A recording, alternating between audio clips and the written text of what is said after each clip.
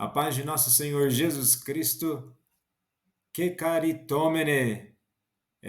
Essa foi a palavra dita pelo anjo Gabriel a Nossa Senhora, que quer dizer cheia de graça, aquela que foi altamente favorecida.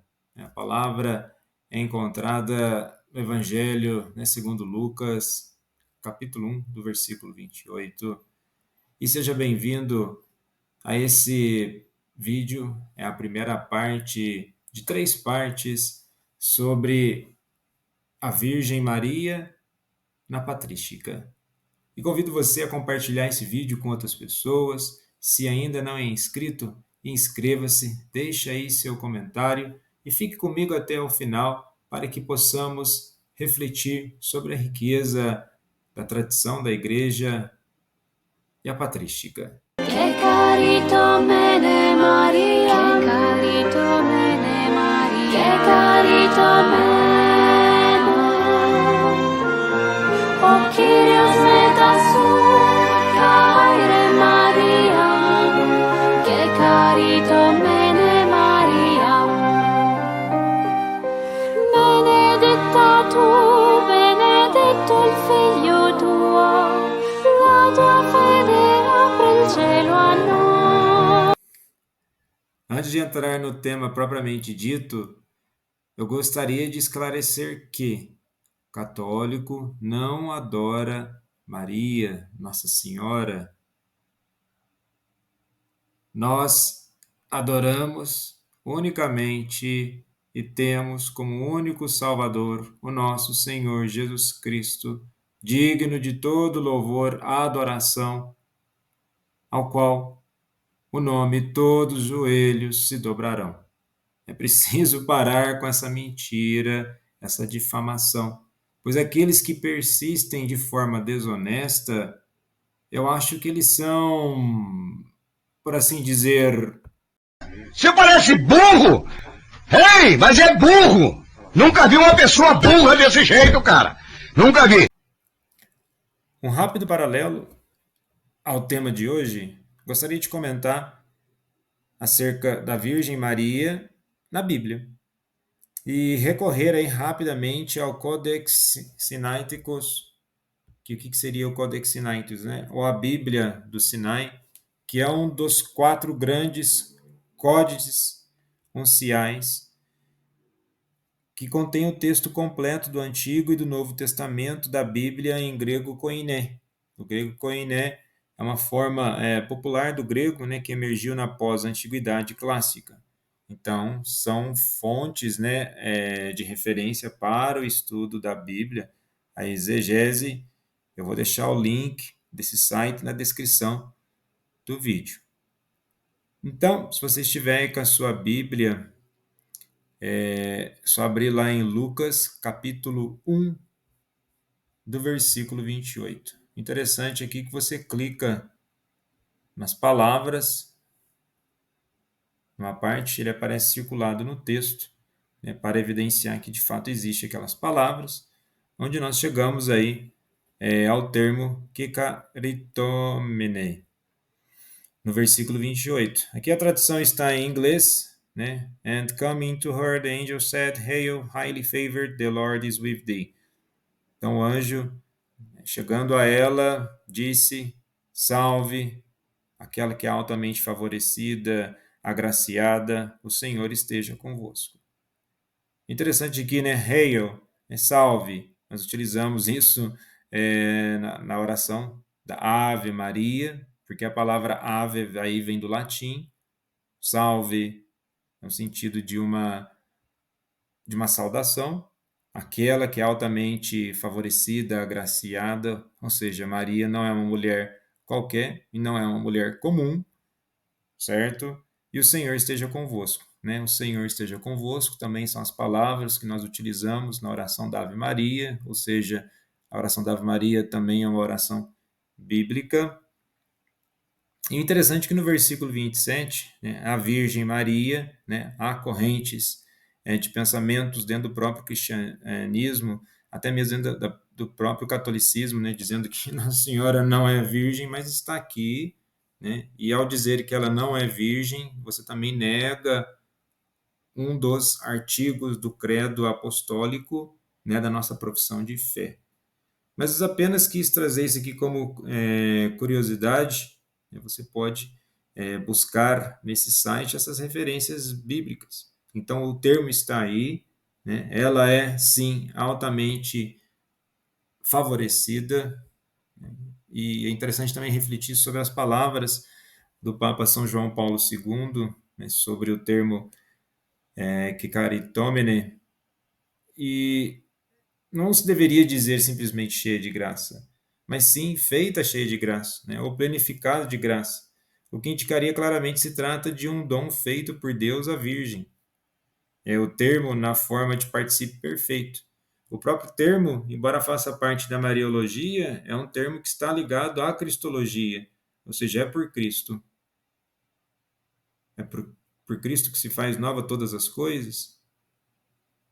Então, o mesmo verbo no significado de dotar de graça é adotado na carta aos Efésios, né, capítulo 1, versículo 16, para indicar a abundância da graça concedida a nós pelo Pai no seu Filho dileto. Então, tomar cuidado para não tentar esvaziar o sentido das coisas ou querer dizer, né, deturpar uma veneração, né? Veneração não é adoração, veneração não é idolatria. Então, só tomar cuidado para não falar bobeira, né, contra o catolicismo. Então, sobre a patrística, né, o que chamamos de padres da igreja, aqueles grandes homens da igreja que aproximadamente no século II ao século VII, que foram no Oriente e no Ocidente como que pais da igreja, no sentido que foram eles que firmaram os conceitos da nossa fé. Enfrentaram muitas heresias e, de certa forma, foram responsáveis pelo que chamamos hoje de tradição da igreja. Sem dúvida, são sua fonte mais rica. Padre ou pai da igreja se refere a um escritor, leigo, sacerdote ou bispo da igreja antiga, considerado pela tradição como a testemunha da fé. Então, normalmente se considera o período da patrística, o que vai dos apóstolos até Santo Isidoro de Sevilha, que viveu ali entre os anos 560 a 636, né, no Ocidente, e até a morte de São João Damasceno, né, que viveu ali no período de 675 a 749 no Oriente. E esses gigantes da fé católica, ao longo desses 7 séculos, defenderam e formularam a fé, a liturgia, a catequese, a moral, a disciplina, os costumes e os dogmas cristãos. E por isso são chamados de pais da igreja, porque eles traçaram um caminho. E nessa tradição e história surge exatamente a elaboração e o entendimento teológico acerca da Virgem Maria. Não é algo por acaso inventado. Então, no primeiro período da patrística, chamo atenção a um primeiro ponto, onde na transição da tradição bíblica para a patrística, constata-se que nem o Novo Testamento, nem os escritos dos padres da Igreja oferecem uma mariologia sistemática. Agora, isso não quer dizer que não existia uma mariologia, mas apenas peças de mosaico sobre pontos doutrinais individuais e sobre a figura de Maria que o evangelista Lucas delineara. Então, nos primórdios do cristianismo, os testemunhos sobre a Virgem Maria no Novo Testamento e na literatura apócrifa, como também a preeminência cristológica nas controvérsias teológicas, tornaram a figura de Maria um tema da patrística. A posição dos padres da Igreja expressou-se sobretudo no âmbito de outros temas, a serviço do ensinamento da fé, né, a catequese, seja de sua defesa à apologia, contra as várias heresias, principalmente contra o judaísmo e a gnose. Então, aí como segundo ponto, chama atenção para o surgimento das heresias. No século II, né, Valentim é o primeiro a adaptar as suas doutrinas tiradas da heresia gnóstica. Ele afirmava que Cristo nasceu por meio de Maria e não de Maria. Na verdade, os judeus inventaram que a mãe de Jesus foi expulsa pelo carpinteiro por ter sido culpada de adultério com um soldado chamado Pantera. A invenção dessa lenda objetivou negar a conceição milagrosa pelo Espírito Santo. E o primeiro livro do Tratado de Irineu de Leão contra as heresias mostra o contexto histórico e religioso marcado por muitas controvérsias e proliferação das falsas doutrinas. Apesar de extensa, a citação na obra de Irineu oferece uma ideia, né, do desafio que os padres da igreja enfrentaram na elaboração da cristologia e da mariologia da época. Então, eles vão falar sobre a mãe, então deixada na sombra e esvaziada da substância pneumática, gerou outro filho, o demiurgo, onipotente, sobre todas as coisas submetidas a ele, e diz de forma semelhante, aquele que nós chamaremos gnósticos, que junto com ele foi também gerado arcontes da esquerda. Quanto a Jesus, ele o faz derivar, ora do éon que se separou da mãe. Então começa com toda uma confusão de conceitos, toda uma confusão de ideias. Então os padres traziam para o discernimento, entendimento correto. Depois, Marcião mutilou o Evangelho de Lucas, eliminando tudo que se refere à geração do Senhor. Também excluiu passagens dos escritos paulinos referentes às profecias sobre a vinda de Jesus. E segundo Marcião, Jesus não teve alma humana, nem corpo terreno, nem nasceu de Maria, a não ser que repentinamente apareceu em Judéia com a idade de 30 anos no corpo imaginário, como fantasma. E a sua doutrina elimina a matéria. Então não faz sentido, né? Mas Apeles, discípulo de Marcião, aceita que Cristo teve carne verdadeira, mas celestial, não de Maria, e refuta simplesmente que a Sagrada Escritura chama de Cristo de Filho do Homem. Teve paixões humanas, emoções humanas, menor escândalo é seu nascimento que sua morte. Então, as falsas doutrinas levaram a um gradual desenvolvimento da Mariologia. Sobretudo, os escritos dos padres orientais oferecem uma ampla reflexão sobre a figura de Maria, vista como a nova Eva. É possível delinear a vida de Maria segundo 3 momentos: antes da encarnação do Verbo, a partir da anunciação até a vida pública do seu filho, Jesus, e durante o ministério público de Jesus Cristo. Hipólito de Tebas, escritor grego que viveu no final do século VII e no início do século VIII, apresenta uma cronologia exata sobre a vida de Maria, porém sem indicar as fontes. Assim, ele relata: a santa Theotokos viveu de fato entre os homens 59 anos, que se dividem desta forma: 14 anos no templo, na casa de José 4 meses, e, no entanto, foi evangelizada pelo anjo. Concebeu e deu luz ao nosso Senhor Jesus Cristo no dia 25 de dezembro. Tinha em torno de 15 anos, viveu 33 anos após a encarnação de Nosso Senhor, e após a assunção de Nosso Senhor, viveu com os discípulos na casa de João Evangelista durante 11 anos. O total de anos de sua vida foram 59 anos. Bom, isso é um escrito aí. No pensamento dos padres orientais, as temáticas abordadas sobre a figura da Virgem Maria tratam o paralelismo, né, de Eva e Maria. Maria é a nova Eva, a virgindade perpétua de Maria, a maternidade divina de Maria e a santidade de Nossa Senhora e a morte e a assunção de Maria. Então, os escritos dos padres apostólicos e apologistas, assim como os escritos apócrifos, colocam as bases do pensamento mariológico. Temos então aqui, nesse terceiro item, um pai da igreja, Inácio de Antioquia. No início do século, do segundo século, a primeira testemunha da inserção da doutrina mariológica no patrimônio dogmático da igreja é Inácio de Antioquia. na sua viagem para Roma, onde ia ser martirizado, escreveu 7 cartas, nas quais mostra como o evento salvífico de Cristo apoia-se na real maternidade da Virgem Maria.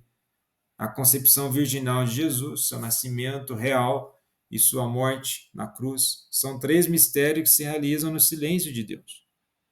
No confronto dialético do humano e do divino em Jesus Cristo, então Inácio preparou as posteriores declarações do Concílio de Calcedônia, né, aos Efésios, capítulo 7, versículo 2, e deu à virgindade de Maria a sua concepção e a morte do Senhor, o nome de 3 grandiosos mistérios.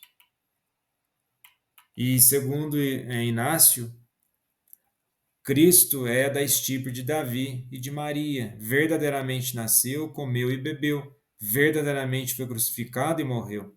O evento salvífico de Cristo apoia-se na real maternidade de Maria, a concepção virginal de Jesus, né, o seu nascimento verdadeiro e a morte de cruz são 3 mistérios que se realizaram no silêncio de Deus. Para a compreensão desses mistérios, o cristão é desafiado a entrar no silêncio de Deus.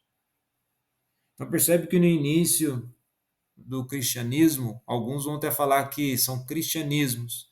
Existiam formas e crenças diferentes, pois estava passando pelo processo de purificação até mesmo de fé. Então os padres da igreja ensinam que Jesus nasceu da Virgem Maria, ninguém senão ela pode gerar Jesus, assim como no sim de Abraão foi selada a antiga aliança, pelo sim de Maria, Deus instaurou uma nova aliança. Ambos acreditaram e geraram a vida. Maria gerou aquele que se identificou com o caminho, a verdade e a vida. E curioso é quem nunca foi negado a Nossa Senhora a prerrogativa de mãe de Deus. Seus contemporâneos negaram que ela fosse a mãe de Jesus. E a crise partiu dos ebionitas e docetistas.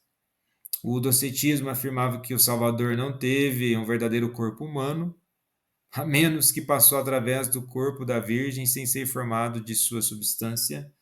A outra negação, né, os gnósticos, distinguiam entre Jesus nascido de Maria e Cristo descido em Jesus no momento do batismo. Aqui se nega implicitamente que o filho de Maria foi Deus. E a reação cristã dos primeiros 3 séculos foi categórica, mesmo que não se trata de atribuir o título de Mãe de Deus a Nossa Senhora, pois ainda não se tinha certeza do título antes do século IV. Contudo, os padres orientais se posicionaram com firmeza, afirmando que Jesus verdadeiramente nasceu de Maria e José. José sendo o pai adotivo, né, nascido de Maria, Jesus é Deus. Então, alguns até colocavam uma confusão. Então, os padres orientais vão se posicionar. Olha, ele nasceu, né, de Maria, né, ele não nasce de José, porque haviam correntes falando que, né, a relação de Maria e José era uma relação comum, Jesus nasceu dessa relação comum, então o próprio corpo de Jesus não era um corpo santo, enfim, discussões aos quais vinham os padres, né, os padres orientais, e elaboravam um conceito para apurar. E na sua carta australiano, chamada Australianos, não é da Austrália não, tá? Inácio de Antioquia refuta os hereges, afirmando que Jesus Cristo é descendente de Davi e filho de Maria, verdadeiramente nasceu, comeu e bebeu, mas ainda Jesus Cristo, nascido de Maria, é Deus. Como esta última expressão induzia a imaginar 2 indivíduos em Cristo, um humano nascido de Maria e outro divino de Deus. Inácio, então, vai afirmar: o nosso Deus Jesus Cristo, segundo a economia de Deus, foi levado no seio de Maria, da descendência de Davi no Espírito Santo. Ele nasceu e foi batizado para purificar a água na sua paixão. E temos aí Pápias, né, bispo de Hierópolis, por volta do ano de 70 a 140, né, teria sido discípulo de João e contemporâneo de Inácio de Antioquia, num trecho que ele estabelece um paralelo entre os 7 dias da criação e os 7 dias da atividade redentora, e afirma que o anjo trouxe a Maria a nova alegria num dia em que o dragão seduzia a Eva. Essa afirmação foi desenvolvida também por Justino e mais tarde no Concílio de Éfeso. É possível para te alcançar a felicidade reconhecendo Cristo de Deus, iniciando-te em seus mistérios. Então, para elencar mais um item, eu chamo atenção para a Virgem Maria nos padres apologistas. O período pós-apostólico, até o Concílio de Nicéia de 325, é marcado pela evolução do pensamento mariológico. Maria concebeu a Deus. Esta é a verdade que os padres apologistas defenderão em contraposição ao paganismo, judaísmo e surgimento das inúmeras heresias. Um precioso escrito da literatura apologética, conhecido como a Carta a Diogeneto, mostra a iniciativa divina na obra da salvação e a superioridade do cristianismo em relação ao paganismo e ao judaísmo. Nenhum homem viu, nem conheceu, mas ele próprio se revelou a nós. Revelou-se mediante a fé, unicamente pela qual é concedido ver a Deus. Quando, por meio de seu Filho amado, revelou e manifestou o que tinha estabelecido desde o princípio. Então, a dimensão do mistério na vida de Maria permeia toda a patrística. Percebe-se essa realidade nos primeiros escritos da literatura cristã antiga, tanto dos padres apostólicos como dos apologistas do século II. Então, é uma elaboração que vem ocorrendo ao longo do tempo. Não é simplesmente algo mirabolante que eles vão escrever. Então, nessa sequência, o que nós temos, até mesmo na perspectiva de desenvolvimento da fé cristã, quando eu estava falando da dimensão do mistério de Maria, percebe-se essa realidade nos primeiros escritos da literatura cristã antiga. E na sua apologia, segundo os fragmentos gregos, Aristídeis defende a verdadeira religião e a fé dos cristãos em Cristo como Filho de Deus Altíssimo, no Espírito Santo que nasceu de uma Virgem Santa, sem germe de corrupção, e apareceu aos homens para afastá-los do erro do politeísmo. E no discurso aos gregos, Taciano Sírio explica o mistério da geração do Verbo, por participação, da mesma forma de que uma só tocha se acende em muitos fogos, mas o fato de acender não diminui a luz da primeira. Assim também o Verbo, procedendo da potência do Pai, não deixou sem razão aquele que o havia gerado.